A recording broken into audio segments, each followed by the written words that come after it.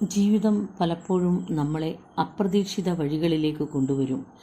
ഓർമ്മകളുടെ നിറവിൽ, കഷ്ടപ്പാടിൻ്റെ ചൂടിൽ, സ്നേഹത്തിൻ്റെ തിളക്കത്തിൽ ഒരുപാട് മനുഷ്യജീവിതങ്ങൾ കഥകളായി മാറുന്നു.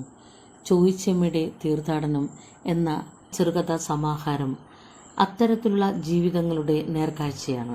പ്രിയപ്പെട്ടവരെ, വരുന്ന 16-ാം തീയതി കോഴിക്കോട് വെസ്റ്റ് നടക്കാവിലെ പൊറ്റങ്ങാടി രാഘവൻ റോഡിലുള്ള പീപ്പിൾസ് റിവ്യൂ ഓഫീസിൽ വെച്ച് എൻ്റെ ചെറുകഥാ സമാഹാരമായ ചോയ്ച്ചമ്മയുടെ തീർത്ഥാടനം എന്ന പുസ്തകം പ്രശസ്ത സാഹിത്യകാരൻ UK കുമാരൻ സാർ, പ്രശസ്ത കവി PP ശ്രീധരനുണ്ണി സാറിന് നൽകി പ്രകാശനം ചെയ്യുകയാണ്. ചടങ്ങിൽ സാഹിത്യ സാംസ്കാരിക രംഗത്ത് പ്രമുഖർ പങ്കെടുക്കും.